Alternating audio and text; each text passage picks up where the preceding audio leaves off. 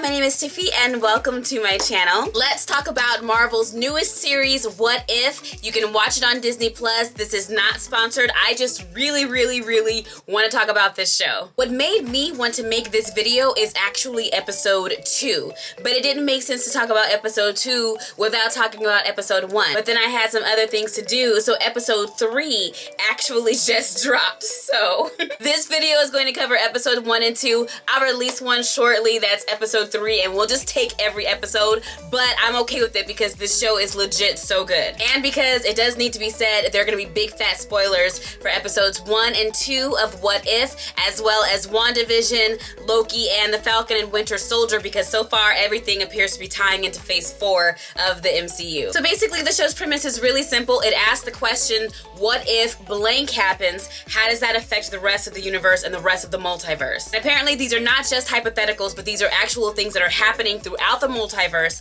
thanks to the events of the end of WandaVision and of Loki, where Wanda becomes fully realized as a Nexus being and the Scarlet Witch, and Sylvie unalives He Who Must Not Be Named. Suddenly we have this multiverse and nobody to keep it in check. Episode 1 of What If is titled What If Captain Carter was the first Avenger, aka Giant Woman. So y'all remember in the first Captain America movie when they were about to give Steve the serum and the man looked at Carter and was just like, wouldn't you be more comfortable elsewhere because, you know, sexism, and she was just like, okay. So in this show, she's like, no thank you, I'll stay, and that creates a whole new branch reality. That one decision creates a whole separate timeline where Steve gets shot so he can't take the serum and go in the chamber, so she does it and she becomes like this like that is a beautiful woman, giant woman. Do you get the reference? She has these shoulders. Goddamn. I'm trying to climb that tree like a motherfucker. And the rest of the episode basically plays out like Captain America, but with Peggy and Steve's roles reversed. They're trying to recover the Tesseract. Hydra's up to no good. Red Skull's doing some stuff. Howard Stark builds Steve this suit called the Hydra Stomper. The action sequences were dope. Captain Carter was serving up tea and crumpet 2 pieces up into the final showdown, where instead of going into the ice, like at the end of Captain America, she instead is going into another dimension after they're fighting a tentacle creature, because like the creators of What If said, this allows them to explore all sorts of crazy things with crazy creatures and, yeah, tentacle creature. She comes out 70 years later and it's like a modern day Nick Fury and Hawkeye, and they're like, we won the war, and she's like, damn.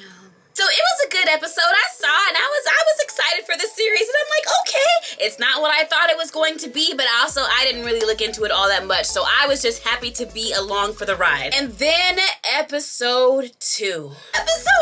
Episode 2 is titled What If T'Challa Became a Star-Lord, aka That's What the I'm talking about. And it is Chadwick Boseman's last performance as T'Challa, and you feel it, like, you feel it. This episode is so perfect. So with this series, a lot of the original actors from the movies are returning to reprise their roles, and voice acting is not for everybody. But you know who understood the assignment, and not enough people are talking about it for me. Jimon Hansu. He reprises his role as Korath the Pursuer from the original Guardians of the Galaxy, and he is so funny. And I love T'Challa, but to me, he is the best part of the episode. So basically, the small change in this universe that creates a whole different branch reality is Yondu, because we get Yondu back. We got Yondaddy back, and Michael Rooker is back. He's going to go kidnap Peter Quill to take him to Ego. We know how that goes down, but instead of him doing it, he sends Kraglin and Taserface, and instead of grabbing Peter,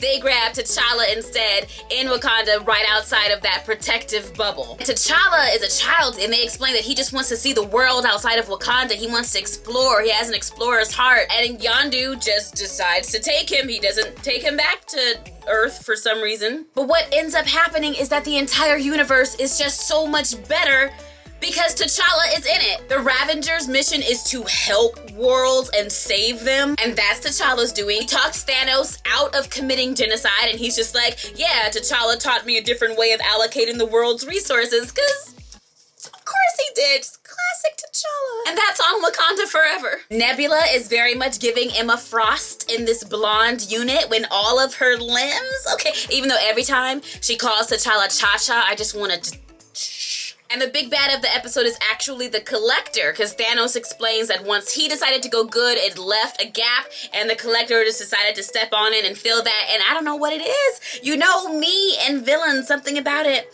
And he's giving Heihachi Mishima from Tekken. I like it. I think that Marvel does this on purpose. I think they do this on purpose. They're not slick. They're not slick.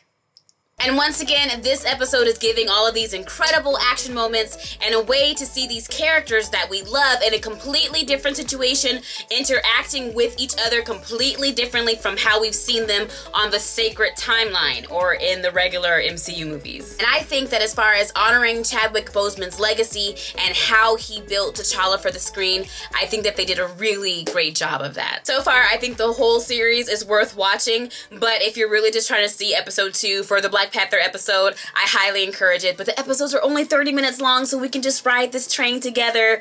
Come on this journey with me. I'm gonna drop this video and then watch episode 3 and make a video for that, and then we'll be caught up on this series. But let me know what you think in the comments. I would love to talk more about the MCU here on this page. I do actually talk every Marvel series that comes out on Disney Plus, including the movies, every Monday for Black Nerd Problems on their Twitch channel at 6 p.m. Pacific time. So catch me there if you want to chat live with me. Also, make sure that you're following me all over social media.